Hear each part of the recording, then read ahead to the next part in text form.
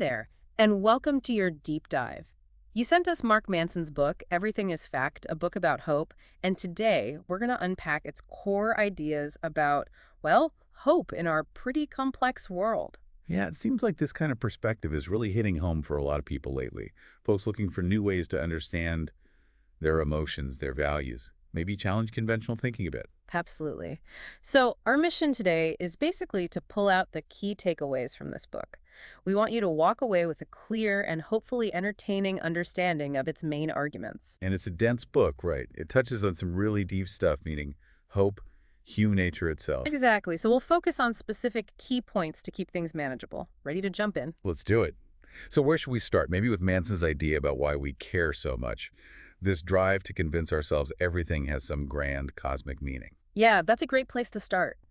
According to Manson, this deep need to care, to cling to the idea of some higher purpose, it stems from trying to avoid what he calls the uncomfortable truth. And that truth is, Basically, our material insignificance in the grand scheme of the universe. right, which if you stare directly at it for too long can be pretty overwhelming. So to cope with that, what do? We project our own need to feel important onto the world around us. By believing our actions have cosmic weight, we generate hope.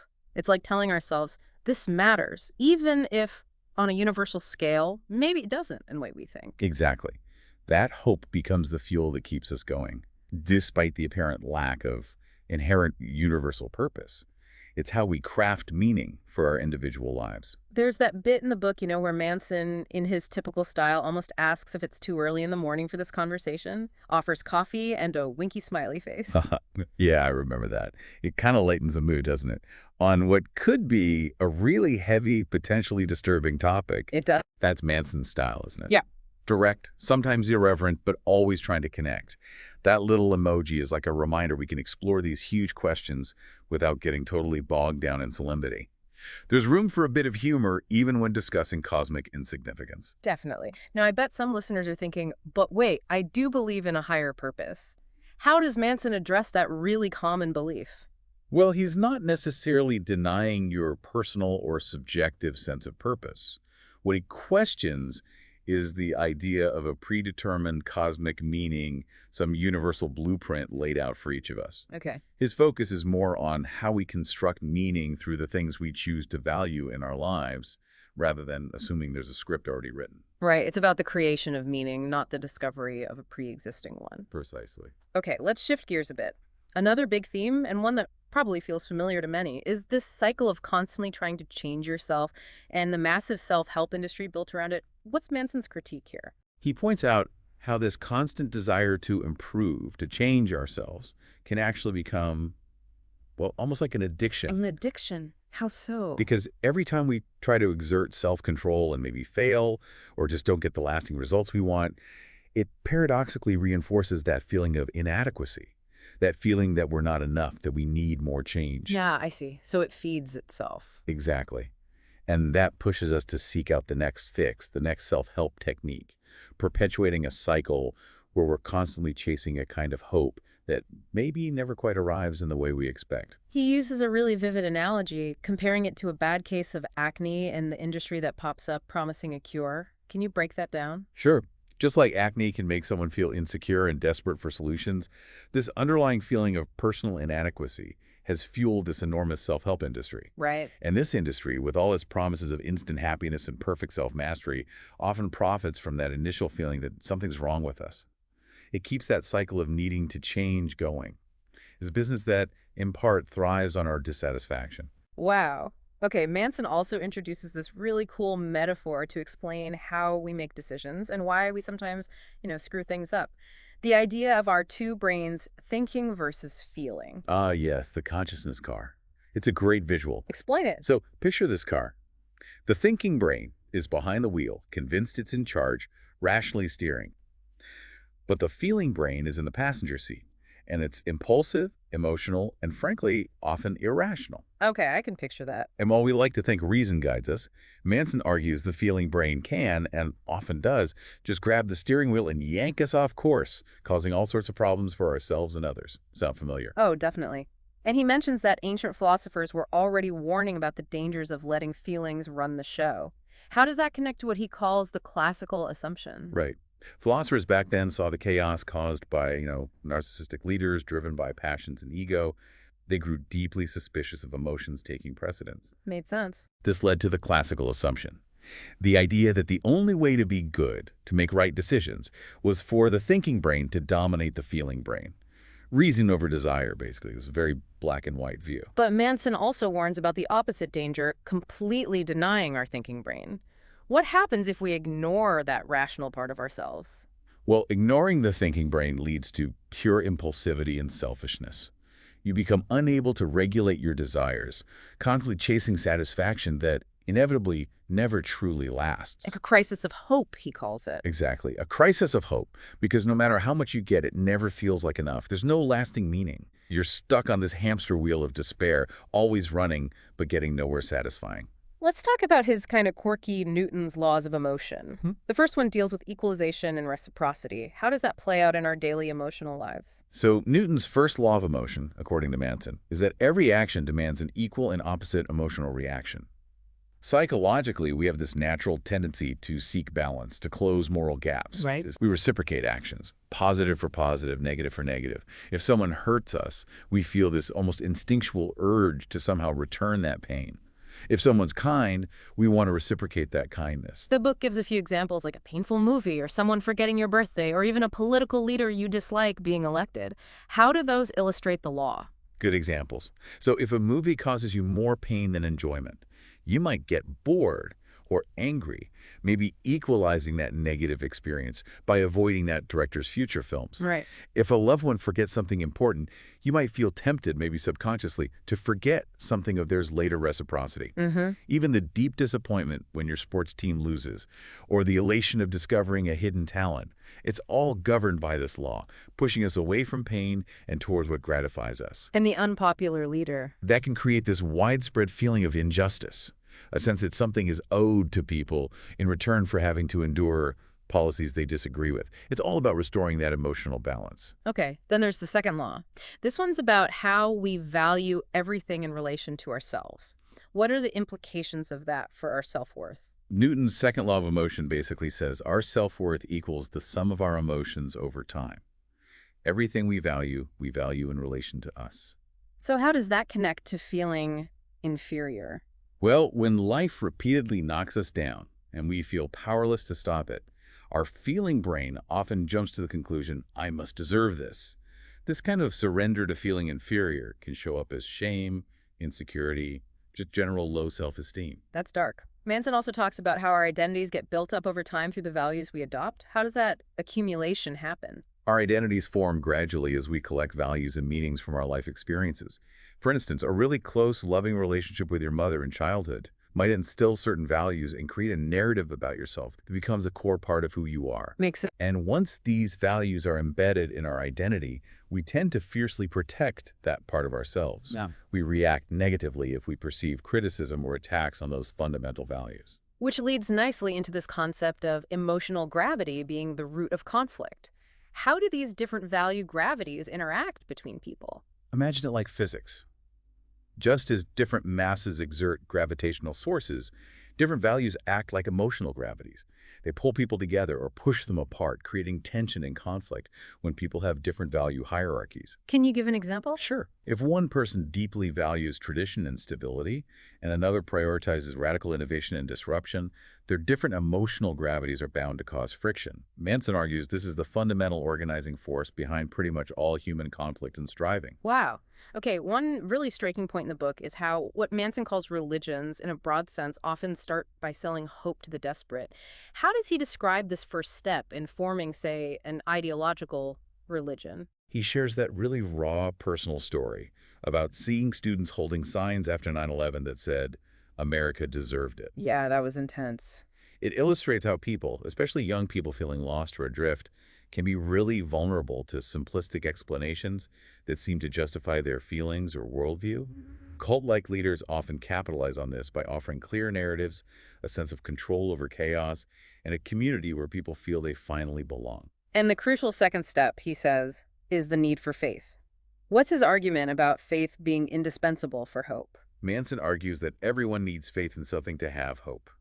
He even challenges the whole idea of atheism by saying that nihilists have faith that nothing is inherently more important than anything else. Interesting take. Then he introduces the God value concept. Hmm. This is the highest value in your personal hierarchy, the lens through which you interpret everything else. Like if money is your God value. Exactly. If money is your ultimate value, your perception of family, love, prestige, everything will be colored by that primary focus. So this leads to different types of ideological religions.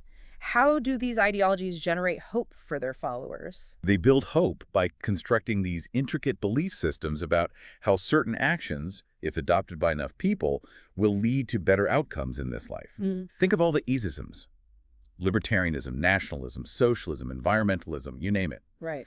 Unlike traditional spiritual religions, these ideologies are often somewhat verifiable. You can see if policies work. Mm. But ultimately, they still rely on a degree of faith, either because some premises are hard to prove or because they require a critical mass of people to believe. He also mentions common tactics these ideologies use to shut down debate, right? Yeah, definitely. Things like, if you don't support this war, you support the terrorists, or Mm. anyone criticizing the current economic system is just a bitter communist. Ah, the false dichotomy. Exactly. It simplifies complex issues into a stark us versus them.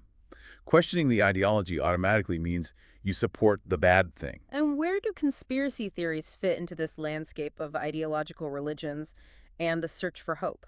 They serve a similar function, really. They simplify the world's overwhelming complexity and offer a clear, often comforting narrative of us against them. So it's not just, say, vaccines having side effects. Right, it's big pharma conspiring to profit from illness. Or climate change isn't a complex scientific issue. It's a hoax by a foreign power to damage our economy. These narratives provide seemingly logical explanations and clear enemies, which can create a strong sense of purpose and, weirdly, a form of hope for those feeling lost or powerless. The book also looks at interpersonal religions, our close relationships, and the key role of sacrifice.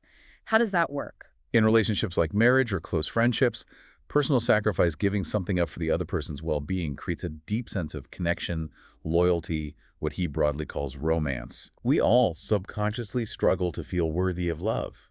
And the rituals and sacrifices within these interpersonal religions help satisfy that need.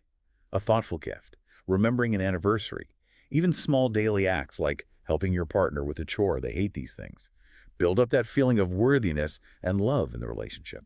Manson also outlines the specific cycle of despair, particularly in religions based on money, but it sounds like it could apply elsewhere too.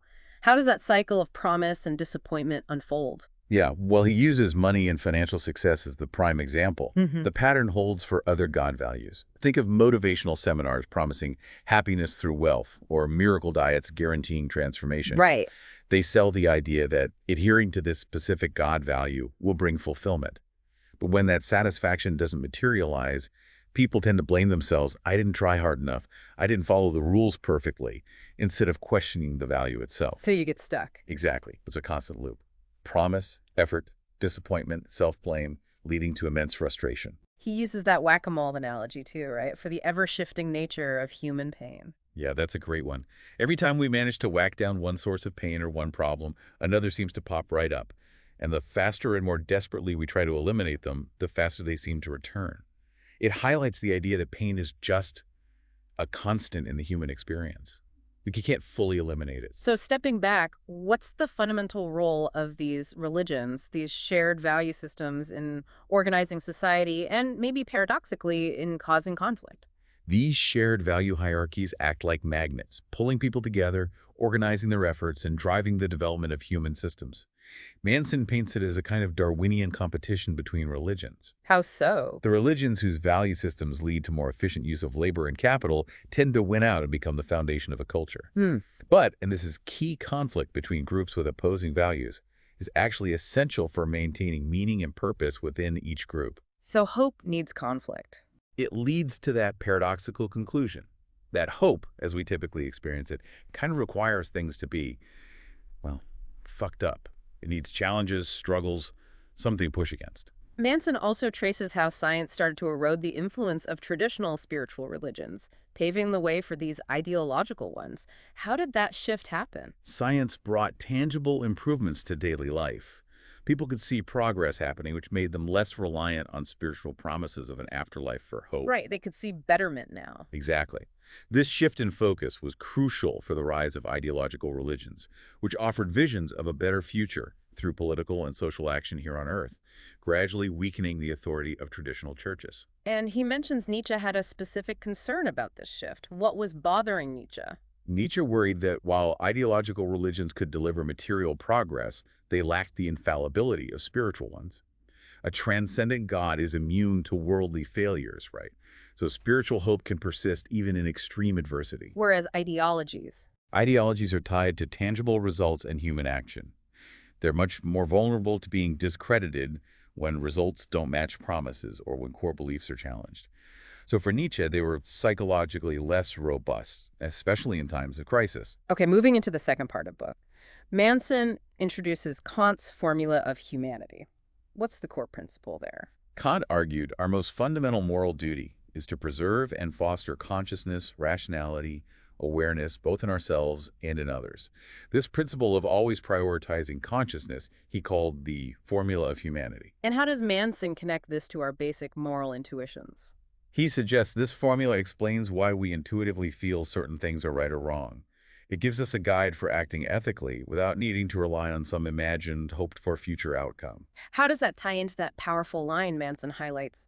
Don't hope for a better life, simply be a better life. Kant urges us to act unconditionally, to treat others as ends in themselves, with inherent value, not just as means to our own ends. So instead of pouring all our energy into chasing some uncertain future happiness, the formula of humanity pushes us to focus on becoming better versions of ourselves right now, cultivating virtue, responsibility, instead of just chasing gratification. Let's talk about that relentless pursuit of happiness and the blue dot effect. What does that effect tell us about our ability to achieve lasting satisfaction? The blue dot effect describes our tendency to constantly adapt to new levels of satisfaction. Imagine tracking a blue dot on a screen. Your eyes automatically adjust to keep it centered. Similarly, once we achieve a goal we thought would bring permanent happiness, we quickly adapt. And find something new to be unhappy about. Pretty much, we find a new source of dissatisfaction, a new blue dot to chase. It's this inherent psychological mechanism that makes the quest for stable, lasting happiness almost unwinnable. Manson argues that prioritizing happiness like this is actually a relatively modern value. What did historical or religious figures focus on instead? Well, life used to be much harder. Scarcity, disease, violence were constants. So historical figures often emphasize things like virtue, duty, spiritual transcendence, or fulfilling a divine purpose rather than individual happiness as the main goal. So pain is just part of the deal. Manson suggests pain's inherent to being human, and positive emotions are often just the temporary removal of that underlying pain. Which brings us to practicing anti-fragility through meditation. How does he frame meditation here? Not as peace-seeking, but as strengthening. Right. He sees meditation less as trying to achieve permanent peace or eliminate pain, and more as a practice for observing and holding the constant flow of pain and discomfort without letting our sense of self get swept away by it. Training the mind, then. Exactly. Training the mind to become anti-fragile, to get stronger from chaos and adversity, rather than just trying to avoid suffering. It's hard, though, because it forces you to confront your own inner pain directly. And he contrasts this with directly chasing happiness, suggesting that chase can have some pretty negative downsides, like what? He argues that the obsessive pursuit of happiness can paradoxically lead to nihilism, emptiness, and this insatiable desire for more that's never satisfied. It can foster an immature mindset, low frustration tolerance, and even be at the root of things like addiction or self-pity.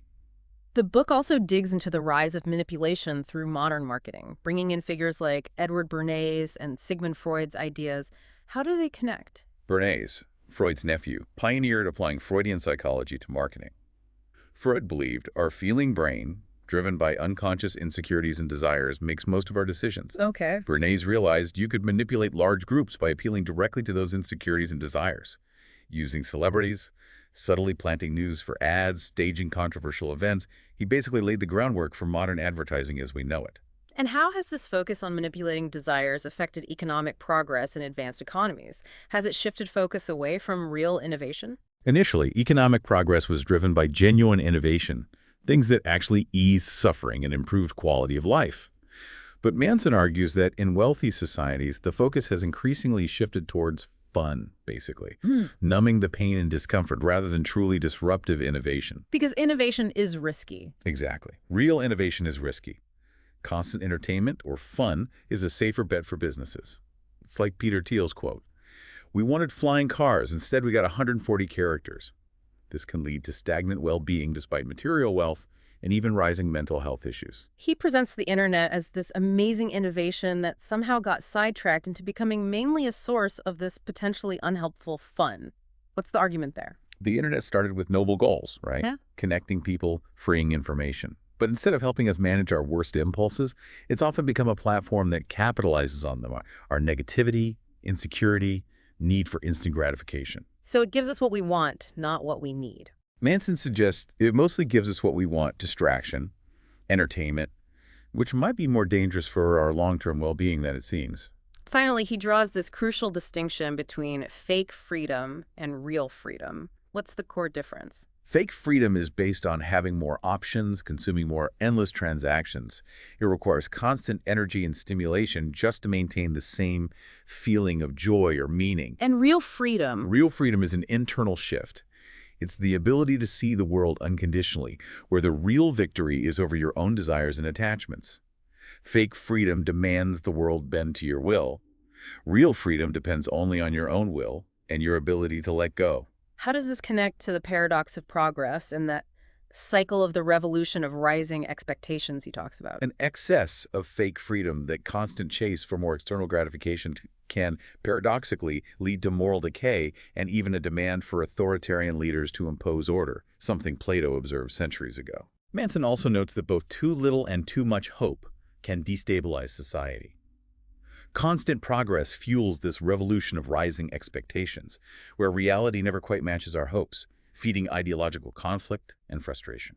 He even suggests war horribly, sometimes force societies past individual happiness towards virtue. Yeah, a grim thought.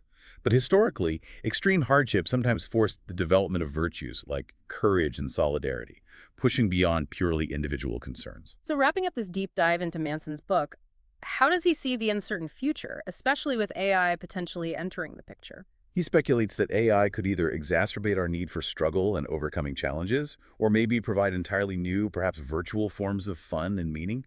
He even throws out the idea of AI-created virtual reality religions emerging someday. Wild. Okay, so to sum up, we've journeyed through Mark Manson's pretty provocative take on hope, meaning, and human nature in Everything is Wrecked. We looked at how our search for meaning creates religions, the often frustrating cycle of chasing happiness, and the inherent paradoxes of progress itself. Yeah, and that core idea, the suggestion that maybe genuine hope arises from acknowledging that everything is fracked, really invites some deep reflection, doesn't it? About our own sources of hope, the values guiding us, and how we face life's inevitable difficulties. Absolutely. We really encourage you to chew on these ideas, maybe even explore Manson's book further yourself. This deep dive is just a starting point for grappling with his perspective on our complex world and our ongoing search for hope within it. Thanks so much for joining us for this discussion. It's been fascinating to unpack. It really has. Until the next deep dive.